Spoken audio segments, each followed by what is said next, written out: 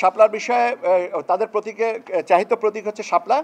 শাপলার বিষয়ে নির্বাচন কমিশনের অবস্থান একই, যেহেতু নির্বাচন পরিচালনা বিধিমালায় এটা নাই, অর্থাৎ দেওয়ার সুযোগ নাই। আমরা একটা চিঠি দিয়েছি ওনাদেরকে যে আগামী 19 তারিখের ভিতরে ওনারা বিকল্প ওনাদের চাহিত প্রতীক জানাবেন। যদি এটা 19 তারিখের ভিতরে না জানান তাহলে স্বীয় বিবেচনায় নির্বাচন কমিশন এ বিষয়ে প্রতীক সিদ্ধান্ত নেবে। এটা সময়ের ব্যাপার, এটা সময়ে দেখা যাবে। স্যার, শাপলা প্রতীক অন্তর্ভুক্ত করার কোনো আইনি প্রতিবন্ধকতা আছে নাকি আপনাদের কাছে? আইনি প্রতিবন্ধকতা শাপলাকে কমিশন মনে করে শাপলাকে অন্তর্ভুক্ত করার দরকার নাই।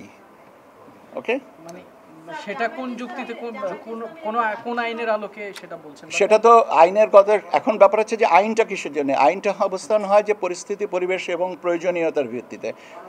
নির্বাচন কমিশন মনে করে যে এটা দরকার নাই, এটাই হচ্ছে এই মনে করার উপরেই কি তাহলে ডিপেন্ড করতেছে? পার্টের কারণে যে আলোচনাটা হচ্ছে এই জিনিসটা আমি নির্বাচন কমিশনের সিদ্ধান্তটা বলেছে যে এটা নির্বাচন কমিশনের সিদ্ধান্ত যে এটা প্রয়োজন নাই, এটাই। এরপরে যদি জাতীয় প্রতীক কি জাতীয় প্রতীক না, এই ব্যাখ্যাটা আমার মনে হয় যে এর সাথে এসে প্রাসঙ্গিক না। মানে স্যার, একজন নাগরিক হিসেবে তো এটা জানার অধিকার আছে যে আসলে আমি সরি, আপনার প্রশ্নটা বুঝতে পারি নাই। না, আবার প্রশ্নটা আবার করেন।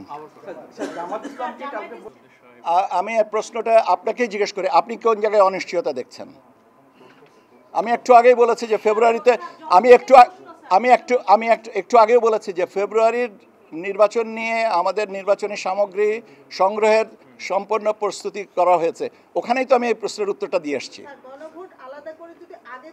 গণভোট হবে কি হবে না, গণভোট হবে কি হবে না, এটা এখনো পর্যন্ত কর্তৃপক্ষীয় আমাদের বিবেচনায় এখনো আসেনি। কাজে যেটা আসেনি সেটা নিয়ে আমি কেন কথা বলবো?